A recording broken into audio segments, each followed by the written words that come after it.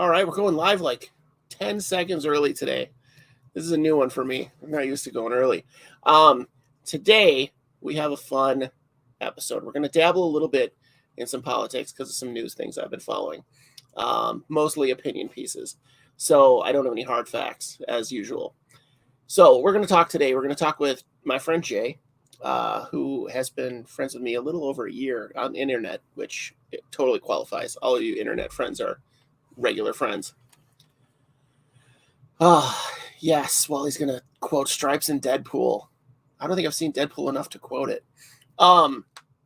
Anyway, we are going to talk about big box stores, the good and the evil. I used to work for both. I worked for Petco when it was Petco Plus, and PetSmart when we first opened one here in Joliet.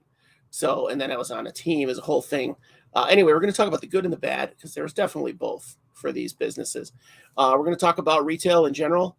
We're going to talk about wages. We're going to talk about the work environment, not work environment. What am I thinking of? The whole job industry, the whole retail job industry, because it's very, very interesting right now. We're in a very interesting time. We're going to talk about isopods a little bit. We're going to talk about tarantulas a little bit. We're going to talk about all that stuff. Sorry, I'm trying to put my sandal back on. So, yeah, Jay and I have been friends for a little over a year as far as this is concerned. Helped each other through some times. Had some good discussions. Had some original chats. Andrew's here too. This is good already. It's a good audience already. All right, well, let's bring Jay on. And if you haven't, while I'm doing that, you can click like and subscribe if the two of you already haven't done that, which I know you have. So here we go. We're going to get some new subscribers today, Jay. Woohoo. Possibly you. I don't think you're subbed yet, so. I think I might be, but it's under a weird name. I've got a few different YouTube things. I don't know. What do you call it? I gotcha. Counts. Well, there's my buddy Andy. You guess hello? F you, Andy. No. Oh, yeah. So Wally got me kicked off of Facebook for 24 hours. So he was quoting Stripes, and he called me Francis. And the next line is the guy says, "Call me Francis and I'll fucking kill you." And so I posted that on Facebook. And they don't like you talking about killing people. So who knew? Thanks, Obama.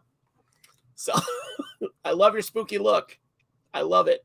The raven head off the side of the head with the duo fro. How long did that take? The fro and the raven, like 5 minutes. I was gonna put on the full face that I had with this, which has the full Joker smile kind of thing, but in black and with fangs. Except yeah. I don't know what was going on with the makeup. It did not want to work with me at all. It's always the way, right? It's always the way. So I was like young Republican Maui today at the zoo. So I had everything but the wig. So I just looked like a big white dude with a very conservative haircut with full body tattoos and a leaf skirt. Didn't quite work. I didn't pull it off, I don't think. So yeah, so we are here to talk about Happy Halloween. First off, this is our spooky episode.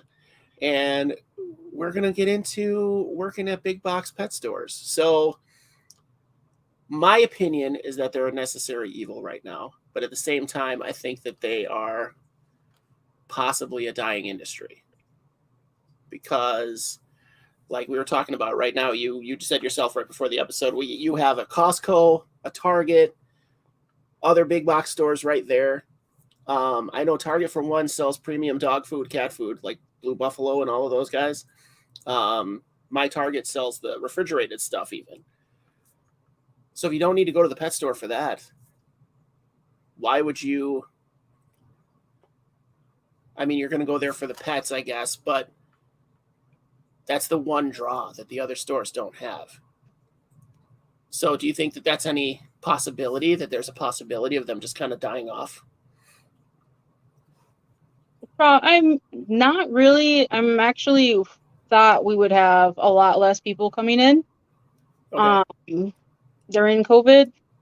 I actually was surprised that we were open at first, but then where are you going to get your crickets? Where are you going to get your mealworms? You can't get those at Target. And then everyone started buying animals.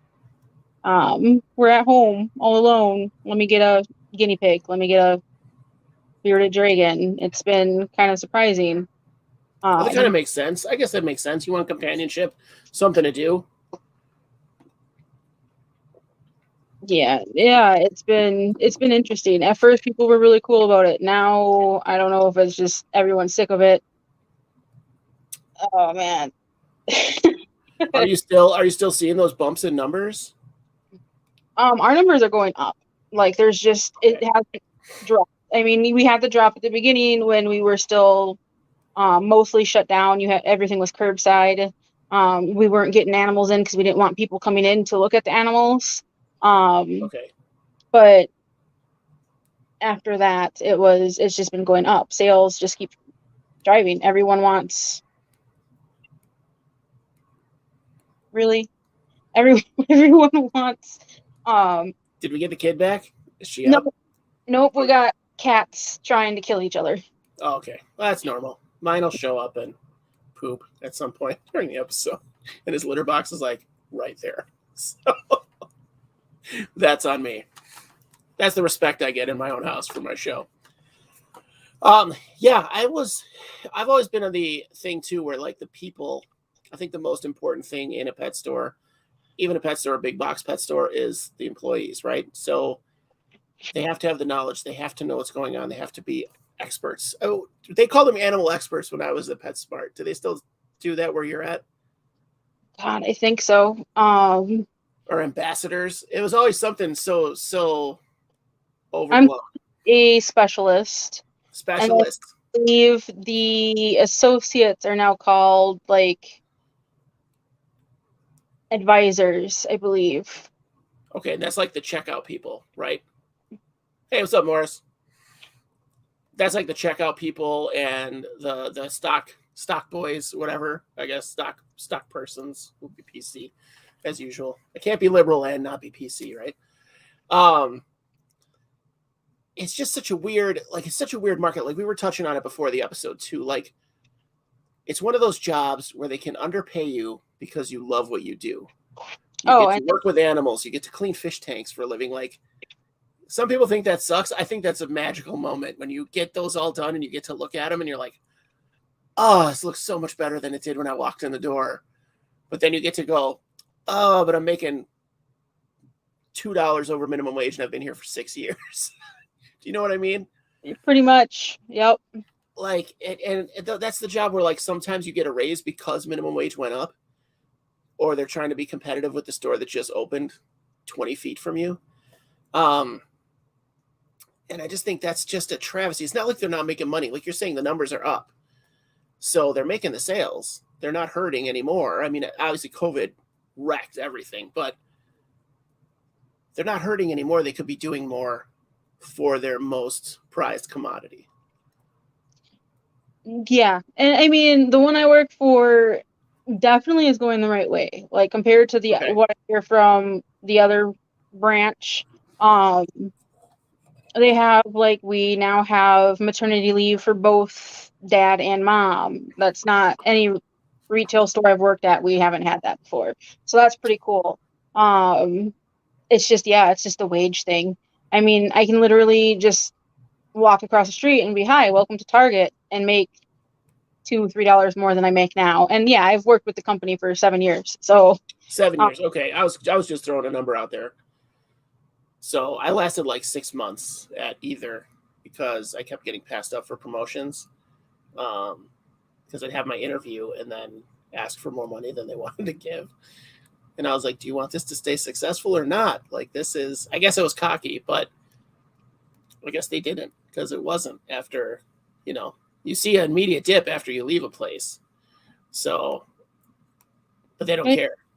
I have a lot of people that actually come miles, hour drives to come to my store because I know what I'm talking about, which sounds weird, but aquatics. I've been in the hobby of aquatics for 20 some years. Reptiles has been over a decade. Like I just got into insects within the last 2 years. If you told my family I was going to be into tarantulas, 3 years ago, they would have laughed at you and sent you to the psych ward.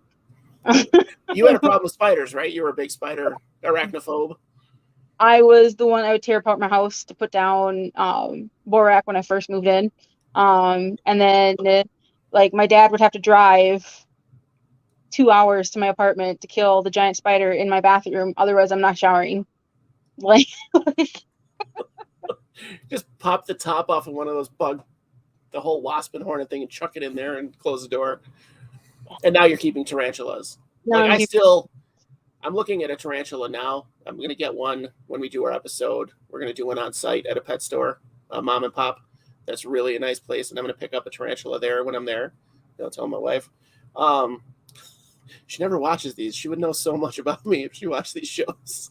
So, but I have to draw the line at like centipedes are still, that's my no-go. They're too fast. They're too aggressive. Yeah, no centipedes for me. And I'm going to stick with New Worlds just because I'm also allergic to bugs. I'm the one, I have scars from just house spiders. Oh, wow. So you're super sensitive to any kind of a venom. Oh, yeah. So even mosquitoes, I swell. So it's the whole family is like, Jay, what happens if you get bit? Well, I'll be in the hospital. Oh, well, yes. Because what were we? I think we were just talking to Andrew last week, and the old world ones are the ones that are more dangerous, I guess. Yep.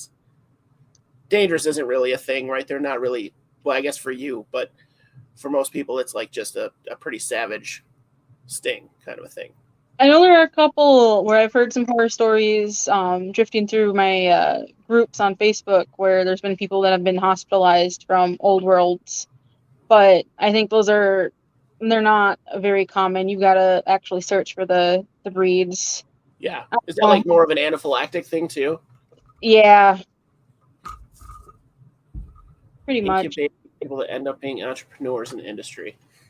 Oh, so I don't know if you can see the comments or not. So Morris had a good comment about the big box stores being incubators for people that end up being entrepreneurs.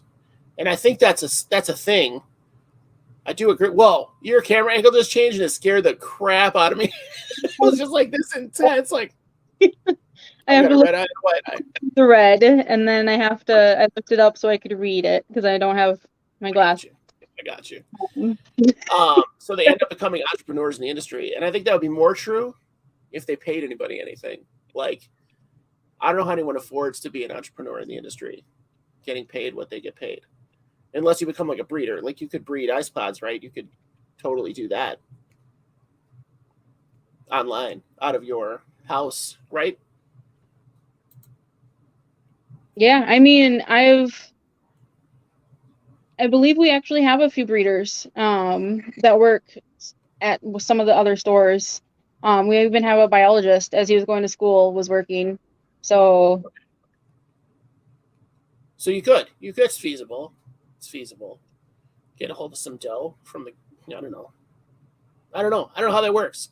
I think that's true though. You could see how it all works there, the big box, like how they're, like the system, the filter system and all of that. That's the biggest thing, right? Keeping your tanks filtered, keeping everything else clean and whatever is great. But you hear all those horror stories from the stores where you get in a bad one where the people don't care. They just don't know. Somebody just posted pictures. I think it was on one of the sites, one of the Facebook groups. They had no lights, no heat, no humidity type of thing in with day geckos, giant day geckos.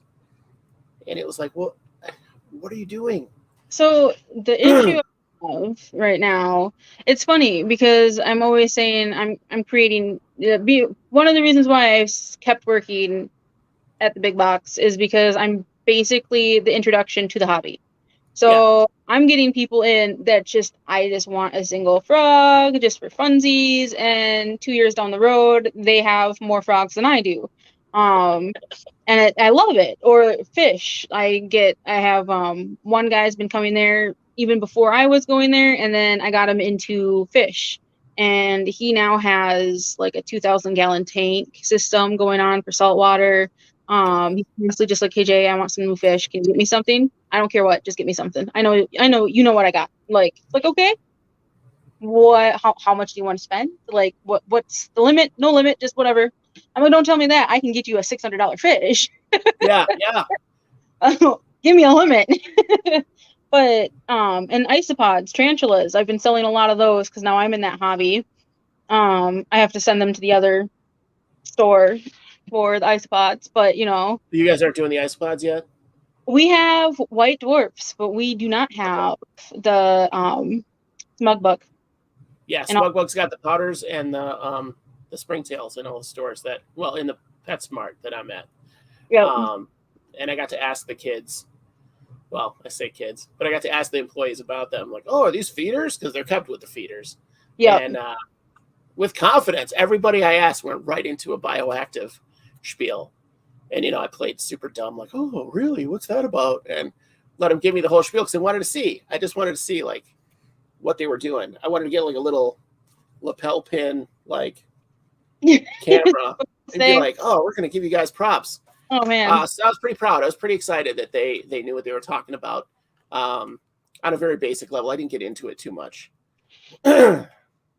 Nope. If you do anything reptiles, I'll bring in one of my managers. He used to be a breeder for chameleons and stuff. He's big into torts. I go straight to him for any of that stuff.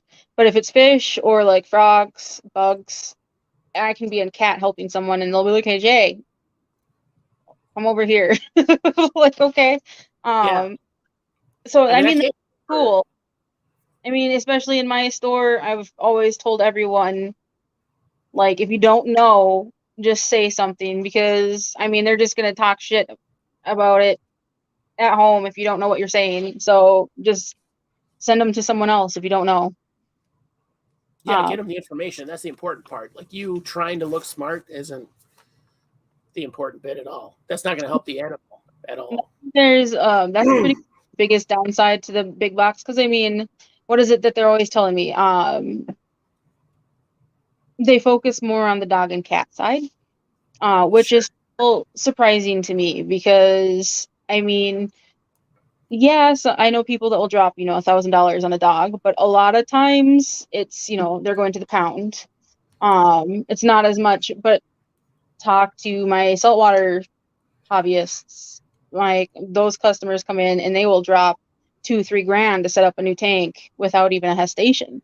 Some of my spider people that come through, I have a lady that comes through. I call her the crazy snake lady, lovingly. Like, it's just, she showed me her whole basement is just snakes, and she comes in to talk. She's brought in like massive snakes. I don't even know what ones. I know there was like an anaconda. There was something that she had a license for, and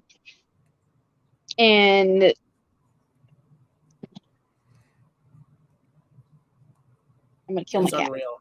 It's cool that you can make those connections too in the stores like that, because they still have to come to you for the most part.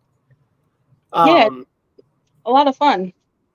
I do kind of see the dog thing of it, the dog and cat thing, because the upkeep on those, and you're getting them toys, you're getting them all the equipment. It's constant. It's not like once you set up a saltwater tank, you're good to go. Like, what are you buying? Salt and fish food. That initial investment is huge, but after that, it's like, you know what I mean? It's kind of like little bits.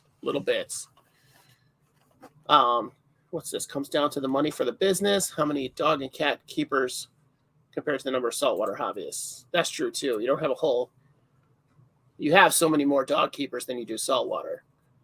So for companion animals, that's guinea pigs to birds to reptiles to fish. I just specialize more in the fish and reptile side. But like, I mean, if you put in like the I'm trying to think of the proper word for them, like the true hobbyists, the ones that want a proper setup. They want their guinea pig to have an 8-foot by 8-foot cage for, like proper living conditions. I know a lot of them drop tons of money that way too. Yeah, they're building things as well, but there's just that missed part in these large corporations where it's like, oh, well, we just focus on dogs and cats because we're not going to make any money focusing if we try to bring in the small animals and reptiles, but they can still make some money. A lot of than they realize. Because I mean, I have to go to competitors for most of my reptile stuff. We don't carry. We're way behind on reptile stuff. We're catching up, but we're still way behind. And they get frustrated when they hear me. You need to go to this store. You need to go to this store. Like, sell them what we have in store. Well, I can't. There's not a comparable product. Like, if you need this product, for my aunts the other day, I was at a big box store looking for the Reptivine, the bendy jungle vines. Nothing. They had nothing. And not even a peg. There wasn't even a peg for it. It wasn't like they were out. They just don't have them anymore. And I was like, why would you discontinue this product? It doesn't go bad. Everyone can use it. You can use it for a ton of different animals, not just for lizards or frogs. Nope. Like, why would you get rid of this product? So I had to order it online. Like, I was talking about it when I did a couple weeks ago. We did an interview with a guy with the ants, and he had them going. He had a train of ants going over these Reptivines from bin to bin. And why would you get rid of those? It doesn't make any sense to me. So there's instructions to like make your own online or whatever. But to be honest, I'd rather just, it takes time. You have to buy the products. I'd rather just buy them. I'm lazy. I have severe adult ADHD, and when I try to craft, it looks like an explosion happened. So I usually try to just buy too. Like, it's not even, I think I'm messier than my child half the time. It's ridiculous. Probably. And you can justify being messier than your kid because it's your place, it's your stuff. Like, when your kid's messy, it's like, hey, this is daddy's carpet, settle down. And then I do a project and it's like you're talking about. I guess I see both sides. Like, there's definitely the stores that I have been in, or you get like, do you mostly work days or do you mostly work a set shift, like nights or days?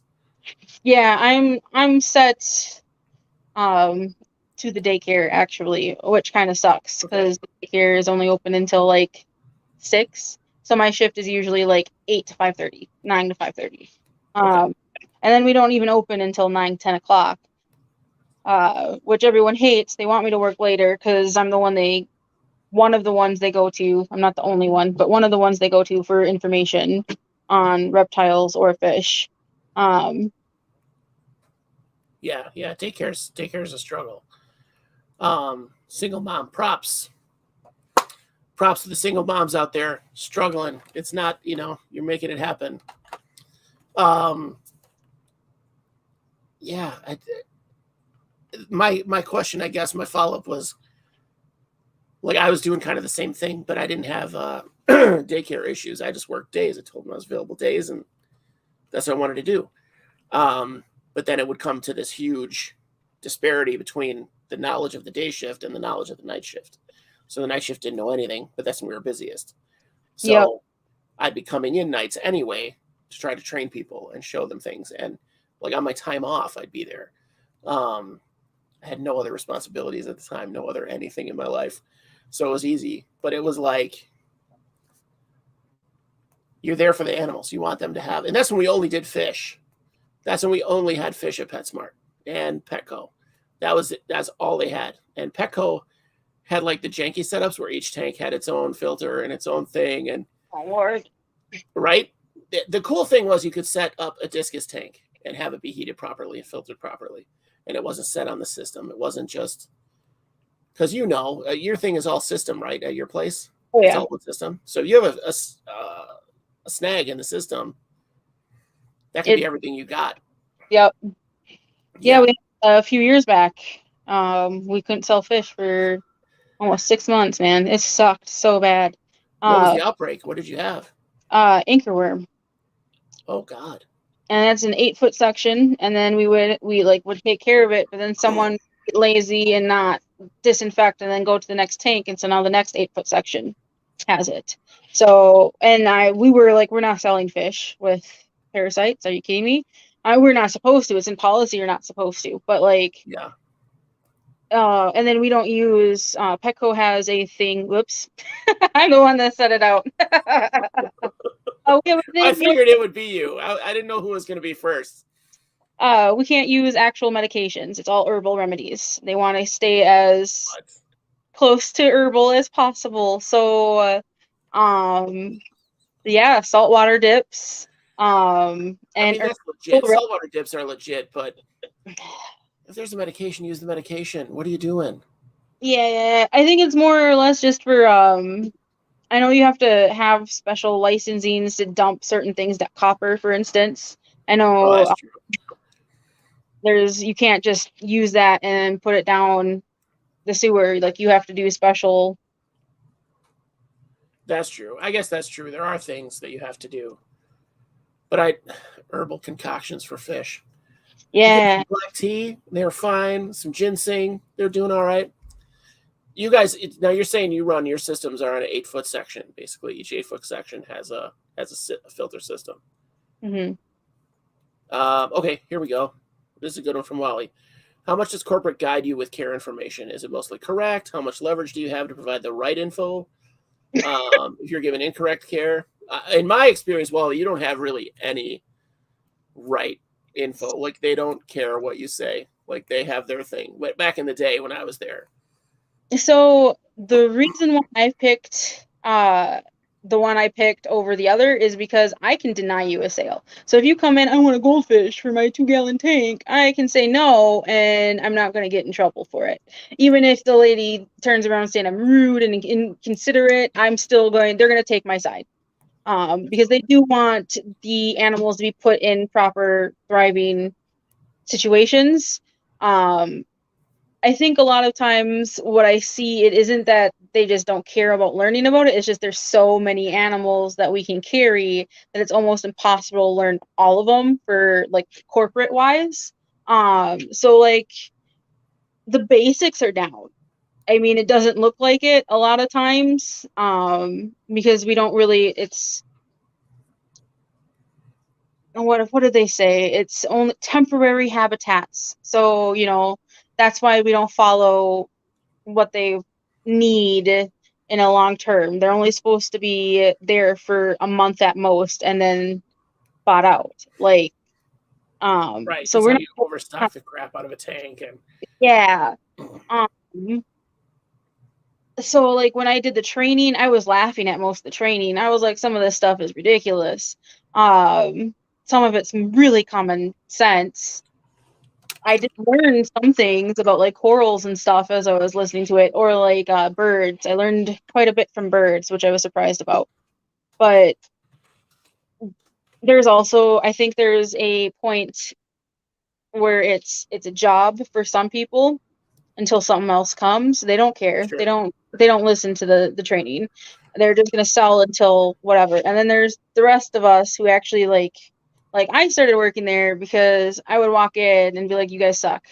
Like, why is there so many dead fish? I came from a mom and pop shop. Like, why is there so much algae? Why do you not know that you can't put that fish with that fish? So let me help these fish and let me help get people into the hobby so my hobby doesn't die, by setting it up properly.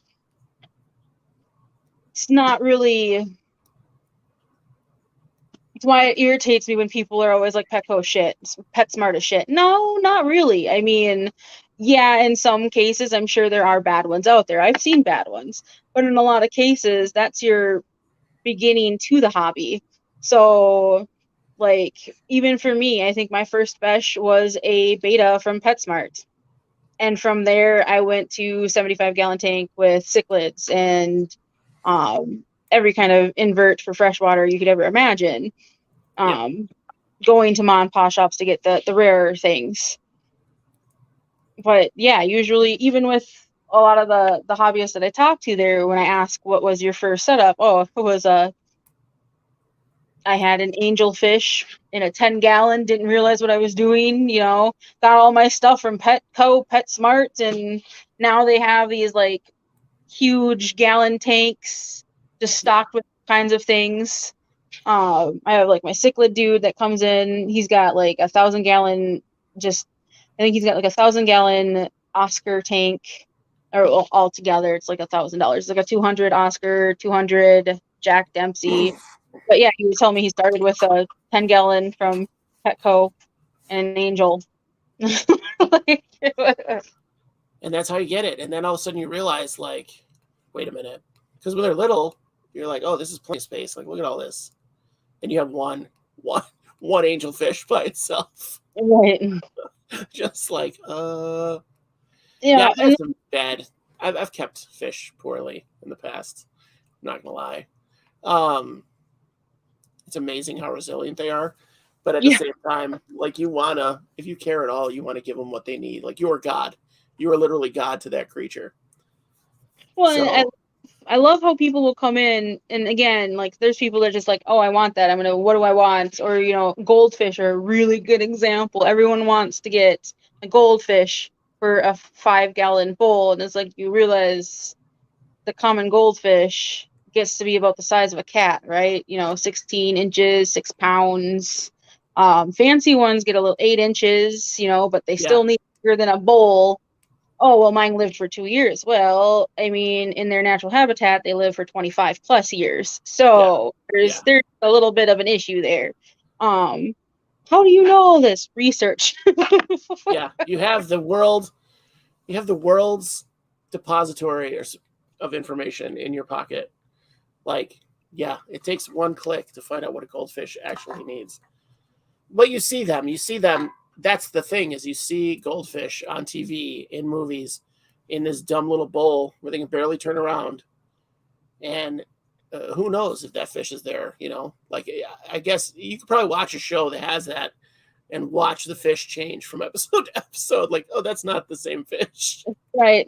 Well, and then it's also, even the fishbowl thing that came from, forgive me because I'm not sure which one, but I know it's a Eastern where they would hold them for sale in small containers. But then once the store closed, they put them back in their giant ponds. And then someone saw that Oh, you can keep a goldfish in this little tiny. Because I watch a lot of YouTubers that go traveling and buying fish from all over the place, and you will see them in these yeah, ex-Eastern countries where they're kept in just the tiniest cages. They're tanks. yeah. Um, That's like like Thailand, Taiwan. You see yeah, a lot of yeah. The not big that fish they're kept markets. forever. It's literally temporary to sell, and then they're moved. I mean, maybe some of them do keep them in there temporary, but from my understanding of looking at these YouTubers, they're kept in there to sell and then moved into bigger tanks at the end of the day, which I'm not sure how that works, but I mean, they don't want them to die. They're going to do what it takes to keep them alive. You can't sell a dead fish, right. right? So, Wally wants to know if you are mostly into salt or freshwater. Do you keep both? I've done both. I haven't really gotten into saltwater as much as everyone is shocked about. But freshwater has been my thing since I was 10. Yeah, With a little PetSmart beta in a 2-gallon bowl. I've done everything though from there. I now mostly specialize in nano tanks. okay. I Shrimp. love those little nano tanks you guys have. Like the cool setups that they have now with the open tops and the whole deal. Those are so cool. Well, I And mean, like like the fluval, I forget which one it was. The fluval edge was the one that I wanted. I never picked it up. that's the fish tank. Is that the The little, bio orb? yeah, that's a bio-orb. It's a fish tank that I turned into a terrarium. Was that one of your early isopod terrariums? Yeah, I still probably have zebras in there Is that somewhere. the one? You were the one that it kept falling off the. Was that? No, that wasn't you. That wasn't you. Where your whole thing kept falling off the table. Stuff fall off. Yeah. No, though I did find a Oreo crumble in my bathroom, and I'm still trying to figure out how did you get in my bathroom? It's They have a crumble. crazy. How did you get out? I try to wipe down now when I'm doing my checks. After I'm done, I try to wipe down the inside of all the because they with the buildup and all the crap that gets on there, they can climb it then. So from spraying and all of that and the condensation, they can climb it. Because that's how I've been getting a lot of my escapees. So my escapees are magic potions. I find magic potions in almost every bin that I have. Those. I want Yeah. magic potions. Oh no, mine is. Everyone was like the dwarf whites. So I keep my dwarf whites way over here. Oh no, it's not dwarfs for me. It's powder blues. They're everywhere. I'm constantly. Oh. I think these two right now were, one of them was my my gem mix, and the other one was my calico scabers, and they're powder blues. I pulled. Yeah, yeah. My powder blues have invaded my marina bin, and basically I just salvaged the marina out of there because I just couldn't. The numbers were, it's like 80% powder blue in there right now. It's sad because they're not even the where they're housed is not even close to that bin. So And that's where I was going too. Was like I kept all the fancy ones on the top, and then on the very bottom are like my powders and my basically my bioactive ones, and then they skipped over my dairy cows to get to the other ones, and I'm like, there's none in dairy cows, so either you getting eaten in there or you just knew not to go in that one and just walked around and went into everyone else's. Like, that is for sure possible.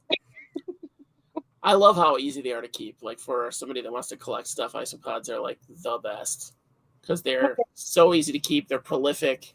You're always gonna have more. You can trade them with your friends or start to sell them. You know, you can make some money at it and put it back into your hobbies.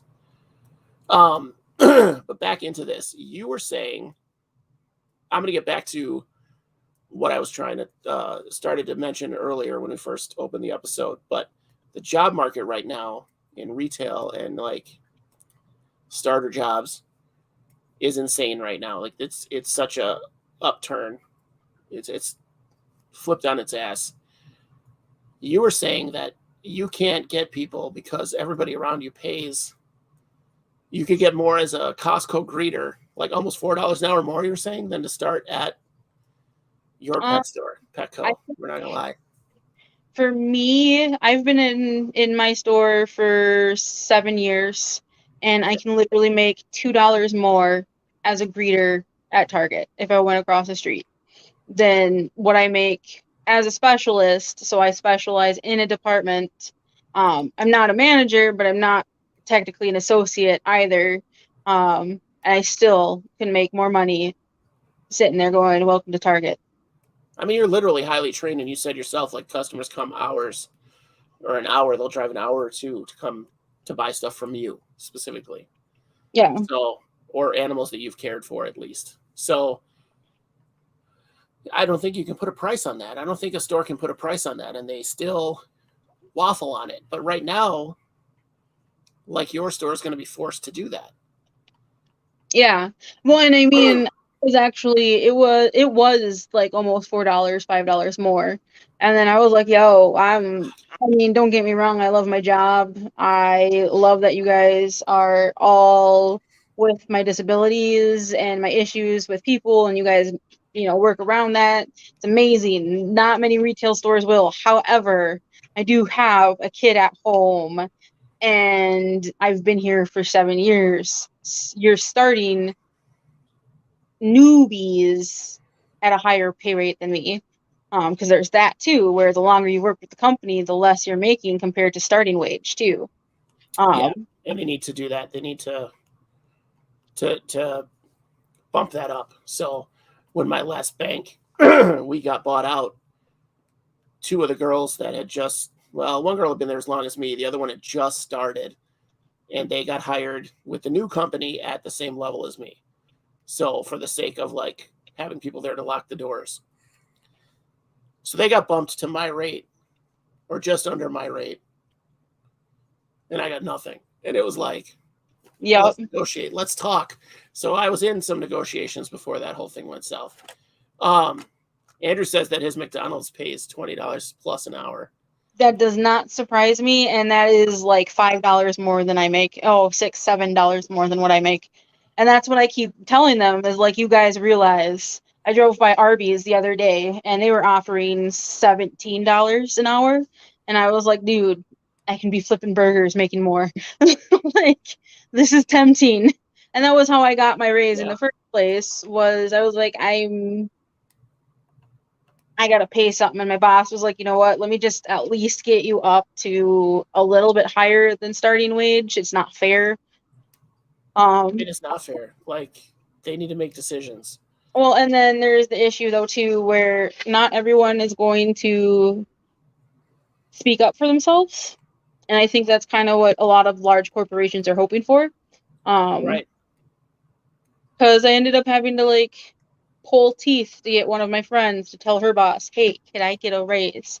Well, I mean, I don't want to cause issues. I don't want to get fired. Yeah, except your other friend who works in the same place is making $3 more than you. Like, just ask about it. You don't Yeah. have to get aggressive. Just ask.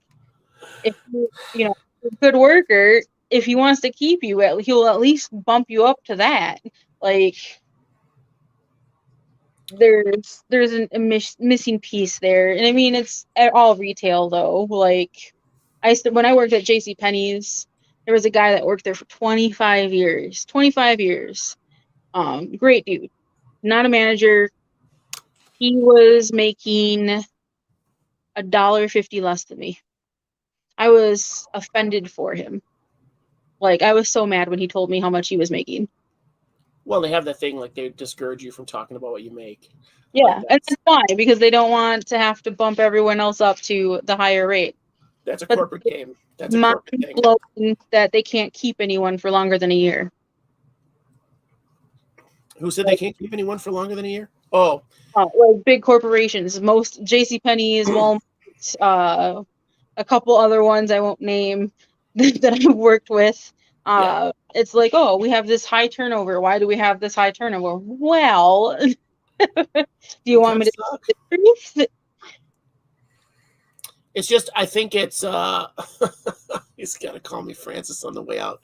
Well, he just left and had to call me Francis. So I think I'm back able to post on Facebook now. We'll see how long that lasts. So I think there's that mentality. Like, we've all been raised and it's been drilled into our heads like retail, you're replaceable. They can hire somebody else to do your job. And that's just not the case. Like, so having worked in retail and starter positions forever, you're replaceable, but they have to pay someone else to train. They have to put that person through the training. That's a big investment. That's a couple grand to get that person trained to work at a basic level, let alone the level that the person they're replacing is at. So it's not true. Like, you have value at that place. If enough people stand up for it, and I think they are now, I think there's a shift, and I'm excited to see it. I want to see what happens. So I want to see people making more money. I want to see people getting, I'm not worried about the stockholders. I'm not worried about the shareholders. You know what I mean? That's not the person I'm worried about. I'm worried about the single moms. I'm worried about me. I'm worried about everybody at that level that's keeping that company going. Yeah, and we've gotten really good about it. Like, we have, what is it called? Yeah, it's like a Facebook for the company, so they can all over talk to each other and stuff. Okay. It's pretty cool. And they started doing, there's like a page for abilities, people with disabilities. There's like Black Lives, Pride, single women power. There's every ethnicity pages for all of them, and then they're always asking like, hey, what can we do about this? And my dumbass, I am very vocal. Sure. So, like, they've put things, and it's not even like they're asking me, but I'm gonna put my 2 cents in. Like, you want to say that you support Black Lives Matter, but then you're making us work these excruciating hours, and we have to choose between our kids and our job. The people that are affected the most by that is statistically African American single mothers, because statistically speaking, African Americans are more single parents than any other race. Not saying there aren't other single parents in the other races, but so if you're going to sit here and say you want to help support the Black community, maybe making it so I don't get demoted because I have a child, which that was something I had to go through. I remember And that. I remember that. keep my position because I have a child, like, shouldn't happen. Or, one of the other girls she had a disability that made it really difficult for her to go into work some days, and like they're willing, legally willing to work with it so much, but she got so much static back.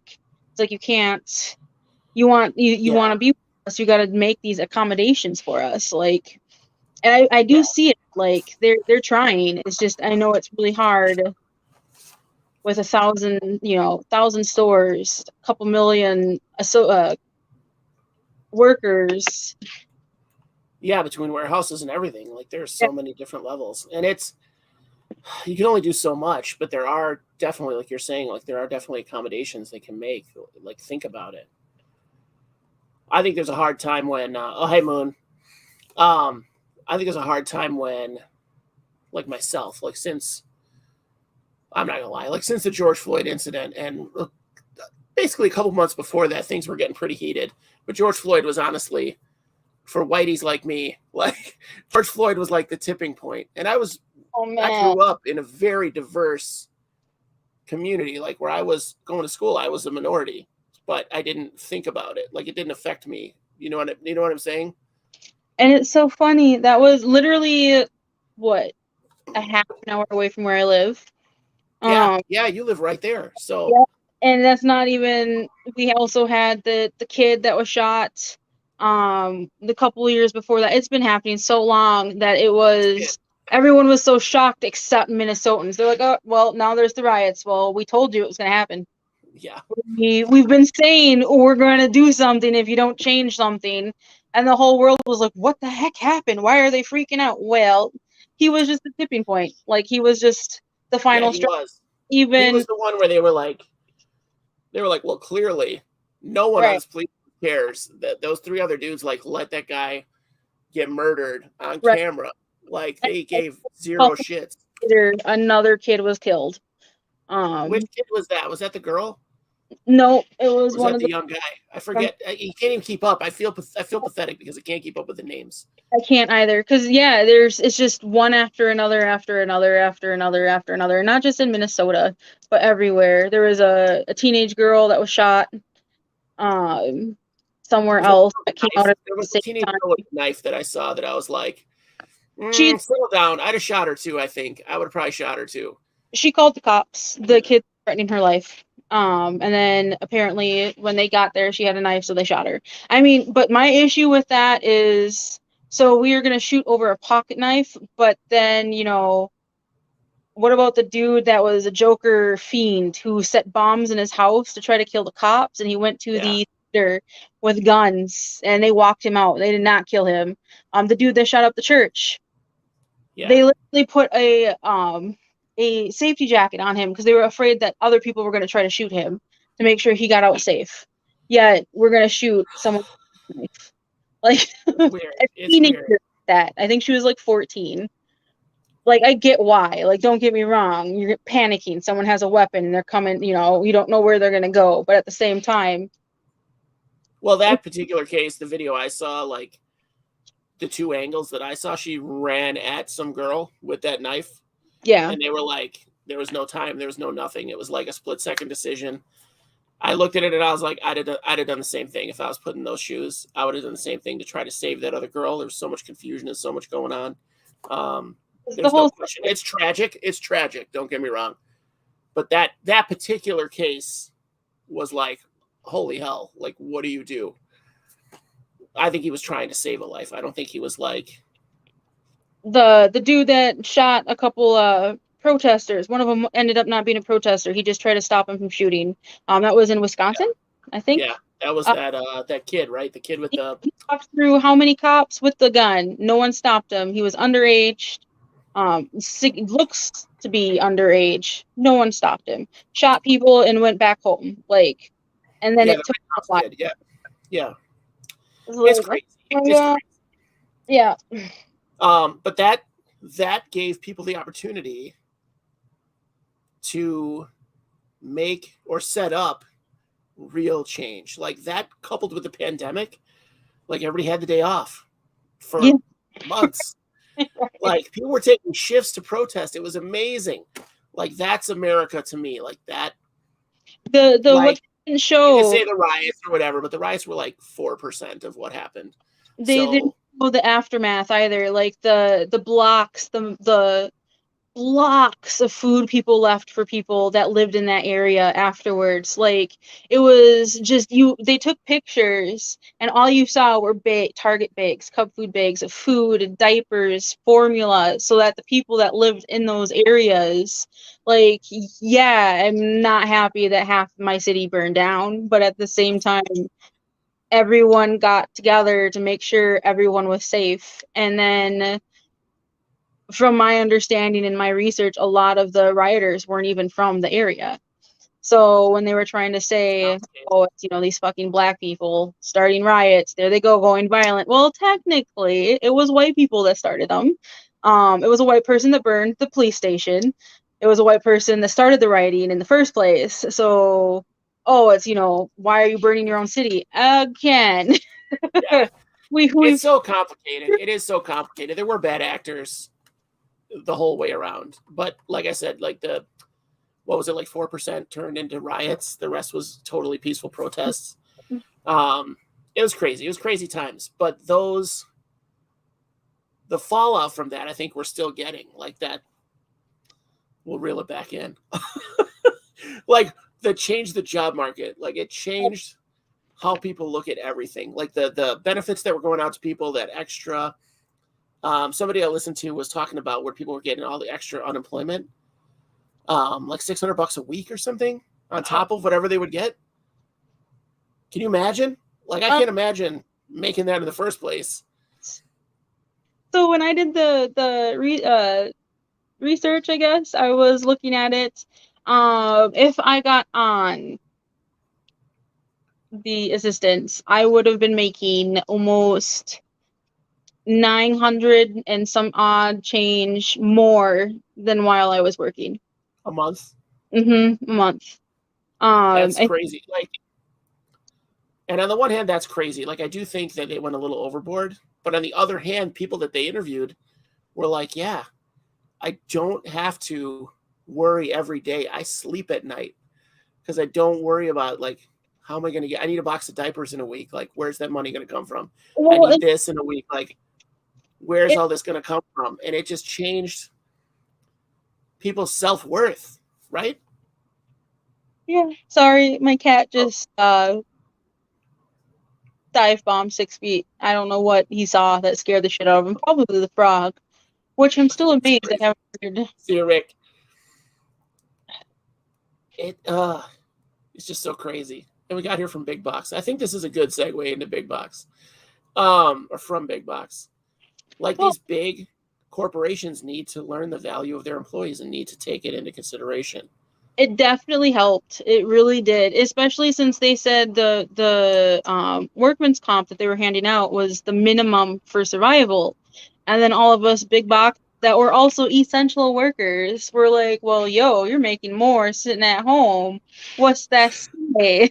If this is the minimum and you're making $900 a month more than I'm making working full time, right, during a pandemic, like literally risking my life going to work. What? And so, yeah, so people were like, oh, this is crazy. Well, because like raise it to 15, that's still poverty wages. That's another thing people don't consider, or they ignore it. I don't know how they ignore it. I'm back to being a waiter, so like I'm not worried about my hourly. That's a different kind of, I look at that as like independent contractor. So like I'm there to make my money. I don't really care about the corporation. I'm renting my space from you is what I'm doing. But again, like that's going to allow me to make more than minimum, or $15 or $20 an hour. But like not everybody has that. Well, like, want to make more money, go back to college, get a real job. That's my favorite. Get a real job. So I'm sorry, you're gonna do all your Target shopping from 4 p.m. to 8 p.m. because everyone working at Target is 16, 18 years old. Like, yeah, they got to be in college. They got to be in high school and then home at night to do their homework. And you can't work during the day. Limited hours. Can you imagine that? Can you imagine going in a store and that's their employees? Like, I get upset at the employees now. Like, God forbid you're an employee and you come out with a cart of product and you walk in front of me, like you cut me off, I will lose my mind. Like that is a cardinal sin to me in retail or anywhere. Like, if you're a waiter at a restaurant and you walk in front of me in the middle of the lane or whatever, I don't care if you have 2 trays in each hand. I lose my mind inside. I don't say anything anymore, but I flip out. Like the old man in me is like, I'm the customer. Like, I have right of way. What are you doing? And then they don't even acknowledge you. But that's the late night shift, or that's the night shift at Target that I'm talking about. Like, those kids don't give a damn. Like, they don't care. And they're not paid enough to. Like, in my brain, I know. Like, they're not compensated enough to give a damn about me or any other customer. But the old man in me is like, they're lucky to have a job.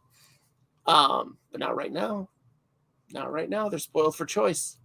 They could literally go anywhere and make the same, if not like you're saying, they can make more. Yeah, it's those. Yeah, well, even companies are taking advantage of it though, because like the people that come to fix the tanks, we had someone telling me that they work with a similar company for their softeners at home, and they'll set up an appointment and they'll come in like 3-4 hours late to fix the softeners. They don't care. It's like, oh, we can use COVID as an excuse. Big corporations are doing it too. Businesses, small businesses. My favorite, I'm probably gonna get shit for this, but I went to a reptile expo and I was looking at the animals being sold and I was appalled because some of the animals were in worse condition than what I sell at my store. Highly emancipated. Some of them were lethargic. There was a lady that was telling me that you can keep, what are they called? Now I'm going to blank it. Cute little amphibian with the Axolotl. You can keep one of those in a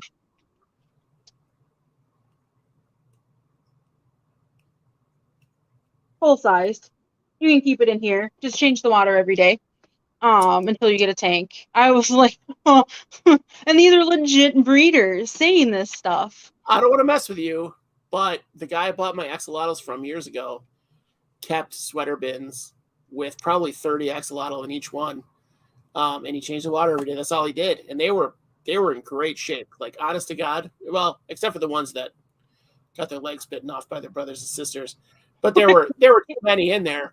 But they were all super healthy, really good looking. But that's a breeder that makes his money off of them. You think someone that's, just getting in or sees one at the store is gonna be like, I want that. Oh yeah, I'll change the water every day. That'll work out really well. No customers doing that. Like, nobody buying it is going to do that. No. So, and that's where I was like kind of shocked. And then she didn't even mention the everyday part until I was like, you mean I can keep this 12-inch animal in a 12-inch bin until I get a 20-gallon tank? Like, it was like I was looking at her like she was insane. And that's when she was like, well, you have to do the water you change the water every day. It's like, so you didn't think to say that first? Like, yeah. That's a big hassle. That is a big hassle. That was what got mine, is I took a shortcut on changing the water and the tap water. I didn't let it set long enough and it killed them. But other than that, like, yeah, you can keep them. Like, they don't need anything. Axolotls don't need a lot. Like, they deserve a lot, but they don't need it, right? Right. But and again, the people at the shows, they don't want to sell you the whole tank and the setup. Like, they just want to sell that animal. Right. And I mean, their money's at, and like, I'm not bashing it. It was surprising to me because how much being a hobbyist myself, the amount I get torn into in the hobby because I work at a box store is ridiculous and redundant. Like, oh, you're working for those people that are cruel to their animals. Oh, they don't care because they're keeping the animal in too small of a container. And then meanwhile, you're telling me to keep something that even Petco wouldn't do. Yeah. Like, well, and again, that's the thing. Like, you're not Petco and PetSmart and whoever else. They're not keeping that animal. They're, it's temporary housing, basically. Right. It's like they're at a bus stop, basically. Hopefully you don't see them there forever. Right. I just saw a video where a guy bought the whole stock of fish that this guy had, like of one species, because they got him in over a year ago and never sold one. And he was like, I'll take all of them. I'll take all of them. Let's see what happens. So he got a deal, but still, like, to think about a whole school of the fish living there for a year is like, God bless that pet store for keeping them alive. Right. And healthy. Yeah, I think back to the original point of the show. I think that they're that mixed bag. Like, you have definitely got that corporate mind, but you have good people taking care of things on the people end of it, like yourself. So, and like plenty of other employees of these stores, there are definitely the people that don't care and they're just there to get a paycheck or whatever. But there's the people that pour their heart and soul into it for the animals. Like, you're doing the job. Like, it really struck me that you're doing the job. You came in to rescue all those animals. Like, you hear people, I had to buy this gecko from PetSmart because it was going to die otherwise. And then everybody jumps on them like, you bought it and now they're going to just sell more, dummy. They're going to get more and then torture them or whatever. Which, again, it's a flip. It's a flip. It's the majority. But you came into Petco to save all the animals of the Petco instead of just buying that one animal that you thought was in need. And I think that's great. I think that's that speaks to who you are as a person. And this is what I'm going to that, like, that Facebook thing for work. The majority of the people I hear from are like me. They're not there for, well, yeah, they're there for a paycheck, but at the same time, it's also their passion. Yeah. A lot of them, it just takes that one or two stores that ruin it, though, or, you know, the wrong media. Like right now, I know TikTok I was getting offended. I was like, you're offending me. How dare you say that about my job? Apparently people were throwing out animals in the garbage. And I'm sitting here like, yo, if you're caught doing that, not only will you be fired, you will be fined. Like, you won't have a job. They'll make you pay the vet bills. They'll make you pay for all the garbage disposal because they don't want those animals too. Like, my job, my store paid $400 vet bills for surgery on a chubby frog, which we sell for $8 a piece. You know, they spent a $50 vet bill to fix this because we got in from a vendor that, here's a fun fact too, that no one seems to realize. Our vendors are the same ones of mom and pop shops. When I worked at a mom and pop shop, we used the exact vendors. Same ones. All of them were the same. I think there was maybe one that isn't the same. That's curious. You don't hear that. For me, that's an epiphany. I never knew that. Oh yeah. We're using the same vendors. Some of the vendors are even reputable, like, in the hobbies. Like, you hear only good things about them. Meanwhile, we got this chubby frog in that his eye was hanging out of his head from this one of the top reptile vendors. And yeah. I mean, that'll happen. Anything could happen. It could happen in transit, whatever. Yeah. Right.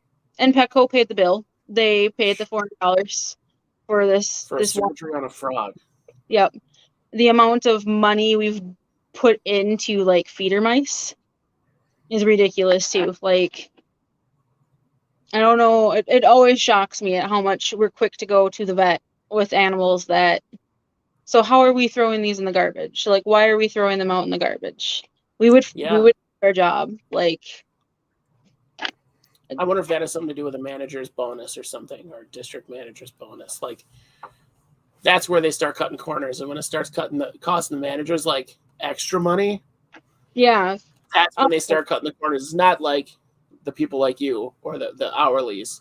Well, I was thinking it was more because of the harsh competition between us and the other one is ridiculous, and how we go at each other's throats all the time.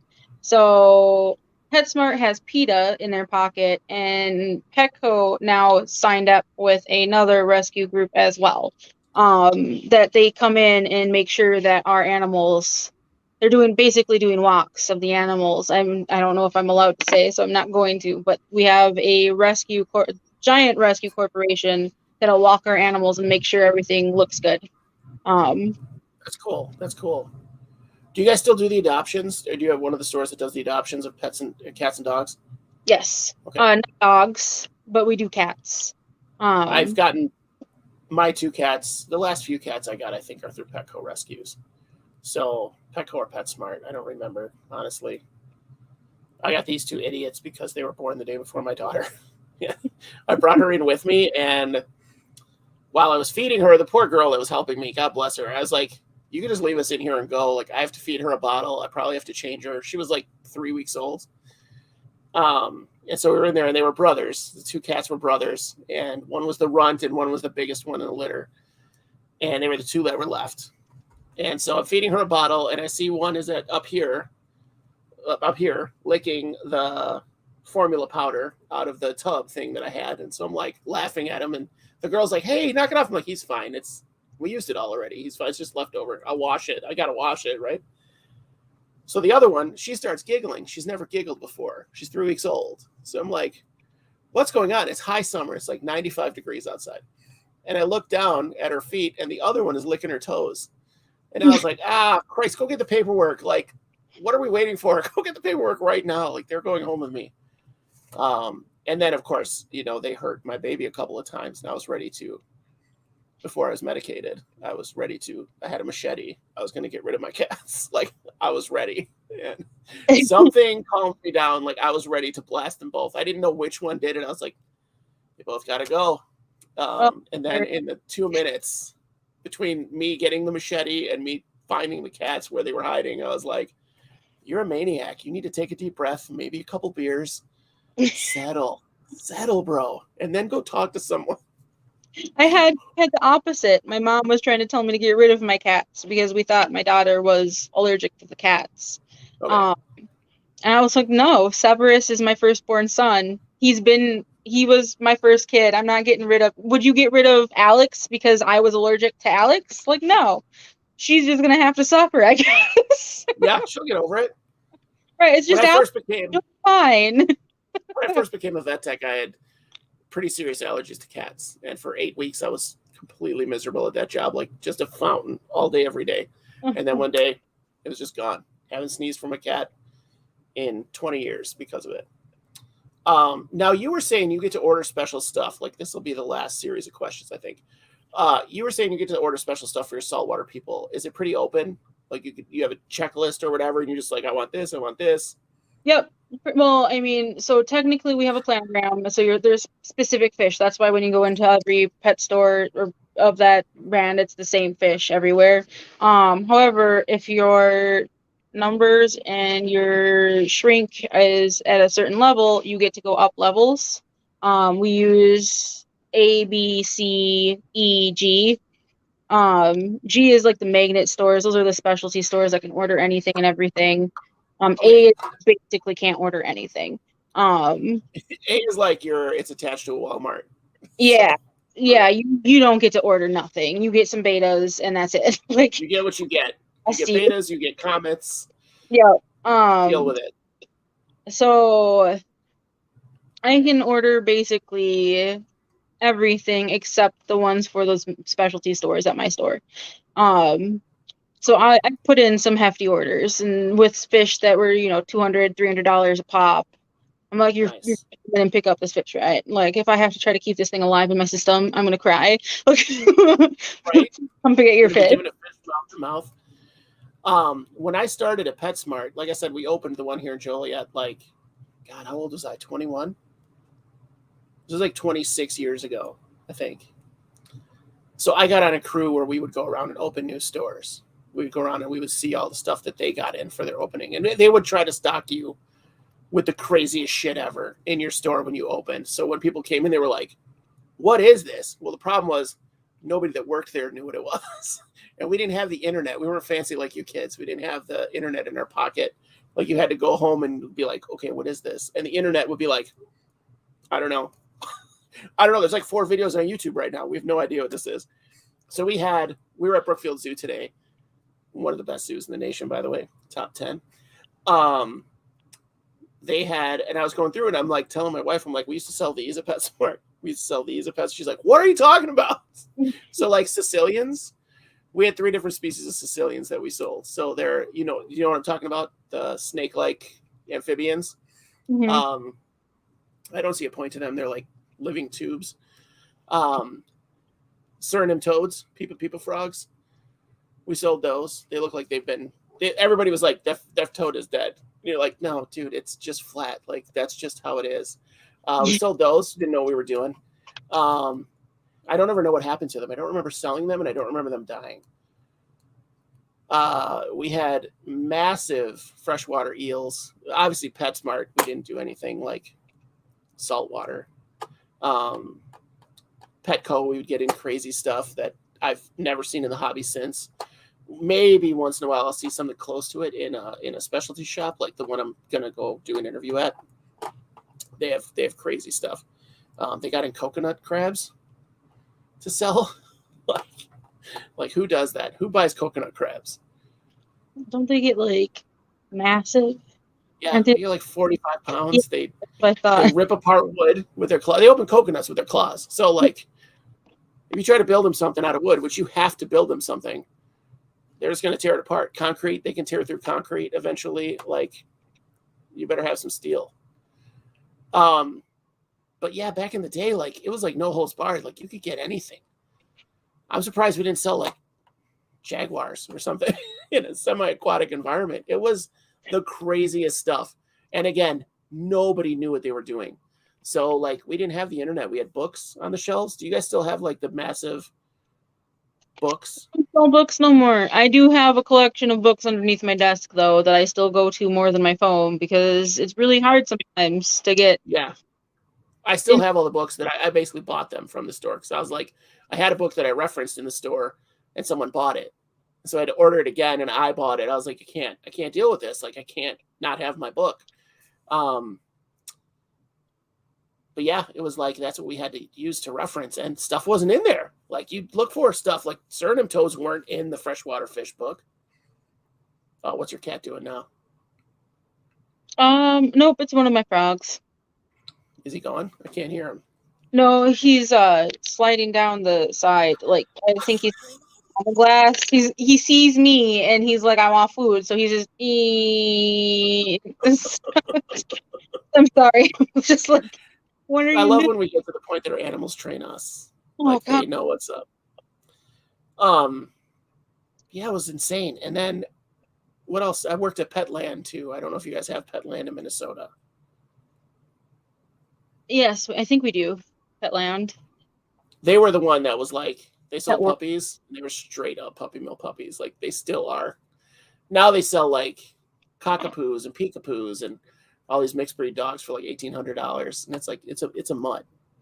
They just put a weird name on it. That's a mutt you're spending $1,800 on. Like, that's a scam and a half. And it's working for them. God bless them. It's working. But they're straight up out of their puppy mills. They're straight up puppy mills. I have seen that, like, arowanas, gar, the needle-nosed gar is my favorite. I keep teasing and saying I'm going to order one of those. Or the arowanas. Yeah, I'm going to put an arowana in my store because it's not the, like, no, I can order like an 18-inch arowana. Wow. The saltwater, we have the cheapest jewel tanks. I think they're called jewel tanks. Okay. So they were selling for like $1,000 or up at other places, and we were selling them for like $500-$600. So those were blown out of the doors. Yeah, not my store. That's a Magna store. I would not order one of those to save my life. Okay. If I'm ordering it, I want your license, because if I have to try to kill, if that dies in my system, I'm crying. Yeah. But yeah, there's been some crazy things. Star, what is it called? Star, oh shoot. Star something puffer. I know those are really expensive. It's a $400 fish for us, so I can only imagine. That is something though I have noticed with the saltwater community though, is they're starting to realize too that, I mean, just get them from Petco is cheaper. Like, I hate to say that to you because that's how mom and pa's are getting bought out, is we're a huge corporation. We can get better deals on these fish. So I can get a fish that, for instance, Banggai cardinals. Let's use Banggai cardinals. The mom and pop shops around here are charging $50 a pop for a Bangai Cardinal. I sell them for $19.99. Wow. Yeah, that So, is where it hurts. I feel like that hurts the mom and pop, and I feel like that's detrimental to the hobby overall because the specialty shops can special order stuff like you yeah, want an octopus. You want an octopus, that's where you got to go. But if that place doesn't exist, you better get a right. flight to Florida. You better run a van, something. The original aquatic stores I worked at was shut down because of a Petco opening up nearby. So, yeah, it sucks because then our prices have to go down, but we're not getting that awesome deal that, you know, this large corporation is getting on the same animals. Right. So you're trying to make your margins work. Or the, what is it? What do they call it? The panda clown snowstorm, black snowstorm clownfish from Aura. I think Aura created it. I see them at the local saltwater store for $300-400. I sell them for $70. Aura, so which is considered one of the best vendors. Yeah, I mean, we're using the same vendors as a lot of these mom and pop shops. I think a lot of it though is that they do try to send their calls, for instance. The To amount of time, PetSmart, Petco, yeah. the amount of times I've gotten calls in, and I'm just like, nice try. Like, I'm Yeah. going to call you guys, and we're gonna zero these because they're worthless. Yeah, they've got the weird mutation on their head, or like the body shape is all jacked Yeah, up. They got that scoliosis. yep. It's that fish nobody wants, or they've got 15 swim bladders or something crazy. You're like, why is this fish upside down, but it's just doing really, really well? We made him that way. It's just Yeah, made him that way. He's just cool. it's a upside down puppy. Yeah, for sure. For sure. They just still look like a regular guppy, just upside down. Yep. Yeah, I just think and that's that bulk thing. Like, and with the breeders, with the places that you're getting fish from, it's not like you're ordering hundreds of those $300 fish. They're giving you the bulk discount on like your overall order. Guppies are a good example. I think we pay, I don't know if I can say it, but like the amount we pay for guppies versus how much we sell them for, and then versus the same guppies at other stores, it's ridiculous how much of a discount we get. Yeah. It's insane. Crickets are the same, like, and the feeders. It almost it makes me feel bad for mom and pop shops. Like, they have to compete with this. Yeah. Eventually they're going to be like what Walmart did. I mean, you don't see general stores anymore. They're all Walmart's targets, and that's because they get better pricing. And so Right. the paw shops for general stores. What was the Ben Franklin's? That was my favorite growing up. That's a very Midwestern or North Midwestern thing. Like Ben Oh, Franklin. Ben Franklin was the best, though. They had Yeah. everything. That was shut down because of Walmart. Kmart shut down because of Walmart. Kmart shut down because they didn't know what they were doing. But But I hear you. I hear you. pricing wise, I think Walmart cuts out a lot of small owned businesses because there's no competition for pricing. Well, then that becomes the only job in town too. In a lot of these small towns, that's the main provider of a job. So it's just weird. They become like this symbiotic beast in that town. So everyone works there and everyone shops there. So all the paychecks that you do give them, their shitty little paychecks, go right back to the store anyway. So It's just tough. Capitalism is a weird beast. Yeah, now I'm depressed. It's hard. It's hard to see these little places die because of, and you can't beat prices, like, especially in a weird economy, like you can't beat, like, I'm on a budget, you're on a budget, you can't be shopping Target diapers when you could get Walmart diapers. You know what I'm saying? Like, you're probably not in diapers anymore, but you know what I mean. No, I remember when she was in diapers. I went to Costco, actually, for me. Okay. Instead of, the nice fancy diapers, I was using Costco's generic ones. Food too, like, they were complaining about Aldi's putting out normal grocery stores a little bit a while ago. I was reading some articles about that. Yeah. But because Aldi's will sell the meat that they're selling for $20 a pound for 10, whatever exaggeration there, but you know. Yeah. No, it's not that much. Not that much of an exaggeration. Aldi really upped their game. Aldi's my example for who a big box place should be, because they actually have great benefits. They pay amazing. Here, I think their minimum wage is like $20 an hour. Their hours are decent because they're not open crazy hours. They're not open all night long. They're open until like 9 o'clock. It's small, so restocking it is super easy. It's amazing. It's an amazing place, and it's kind of self-serve almost. But it's like that's what a big box should be. If you're going to shut out a small grocery store, like, yeah, that sucks. But I guess I don't really have any of those around me. There's not really any small grocery stores like mom and pop, right? Do you have any? My hometown does.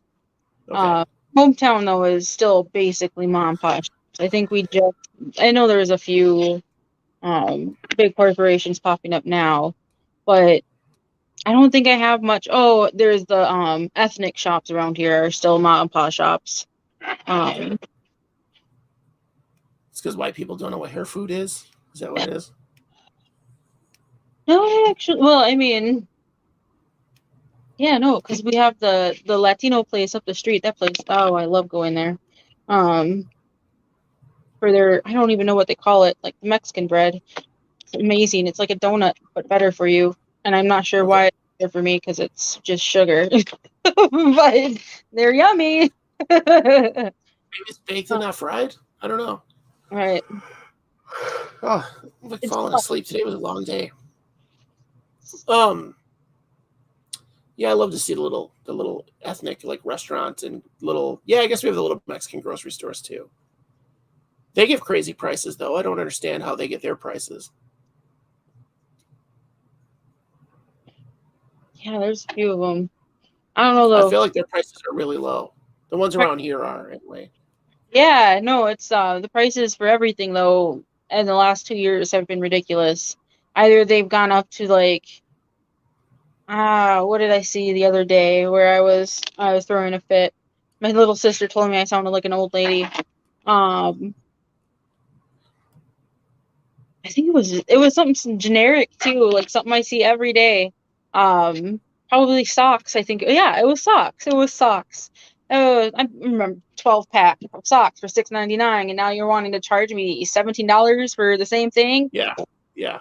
I had to go buy briefs. I had to go buy boxers the other day, and I was like, "You got to be kidding me! Like, I'm not paying $30 for a 10-pack. Like, it's the same ones that I have on that I got. Like you're saying, the $6.99 for a 10-pack. Like, give me a break." The pandemic is making it hard for us. We have to up prices. Okay, how are you going to up prices for the pandemic when obviously that means we're struggling too? Yeah. What? You're going to sell less. You're going to sell a lot less of what you're selling. Right. All right. So we are at closing time here. So we covered a lot. Let's get to the basics. Big box pet stores can be awesome. Pay attention to who's working them. If yours sucks, don't shop there. Like, go somewhere else. Find another option. Drive an hour to Jay's. Look for magnet stores. I'm not a magnet store, but look for magnet stores. Go into a Petco that's a magnet store, and you will be shocked. You won't even think it's a pet. The magnet store around me, the closest one is Minnetonka. We actually have bulletproof supply that goes there and like will do stuff at that one. They hold hobby conventions at that Petco. Like, wow. The magnet stores are way better. You want to see some crazy fish? You want to get some insane reptiles? You want your tegu? Go to a magnet store, Petco. Like, how do you learn where those are at? Like, which one is the magnet store? I know there's a way to do it. I know I will send people that way all the time. You want a big giant, you're looking for some scary rare stuff. from a Petco, go to Minnetonka. That Petco is like twice the size and fish department than mine. You'll find whatever you're looking for there. Reptile wise, I know like Wisconsin has a couple magnets too that surprised me. Out of nowhere, but it's because there's no competition. Okay. But you walk into these big giant Petco's, they're usually, you can tell right away. Like, it's nice. They're carrying things you wouldn't think to see at a Petco. Again, the tegu, we can get a tegu. I can get a $3,000 snake. I can't tell you what morph it is anymore because it was fancy, but I know when I looked up the price to see how much it cost, it was like, I think it was like $29.50 or something like that. Oh my God. And they For sell a them. snake. Yep, for a snake. People come back in like, I just got a loan on my car note. I just went to the car note joint and got it all set up. So yeah, find your magnet stores. Magnate? Are you saying magnate or like magnet, like stick together magnet? Okay, all right. So find those. That's a good tip. Obviously support mom and pops. But give your big box store a chance because the people there are working hard. Another Some one. of the people there. Petco also, like, they don't yell at me for, I send people to my favorite mom and pop shop all the time, for rare stuff. They actually like the fact that, which is really nice. That's part of the reason why I like my store is I can be like, yeah, go to Tamed Waters. So, you know, ask for Phil. He can hook you up on some freshwater exotic stuff. And Petco is like, yeah, they want you to do that. We're just supposed to be for like people beginning in the hobby. If you want extreme hobbyists, they're not going to go to your average Petco. Send them to a mom and pop shop that can get those rare fish. Well, and I'll be honest, it looks good for you to do that to a bigger hobbyist. They're going to come back to you maybe for some supplies or whatever, you know? So it's a win-win. Like, they can't get what they want there anyway. Right. So you're still giving them good customer service, which is awesome. Like, they're going to have that story at least. I don't know. It's a mixed bag. It is a double-edged sword because you do hear about all these crazy stories. I don't know about TikTok.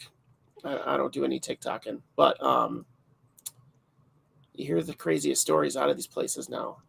And like I said, I was there on the ground floor kind of when there weren't that many. And now it's like they're everywhere. So it's another pandemic. Petco, PetSmart, they're all over the place. Usually within a half a mile of each other too, which is weird. Yeah, we have one like kitty corner from where we are, and I'm just like, really? When we got PetSmart, Petco, and Pet Supplies Plus all within like 2-block radius. Oh, that's right, Pet Supplies Plus. They're kind of at the bottom.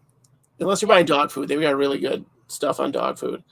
All right. Well, thank you for coming on and we got pretty heavy in this one, I thought. So I wanted to take that all the other way to that whole conversation about all the commotion in Minnesota. But that's kind of not what we do, but I like it. I like that conversation. We'll talk about that again privately.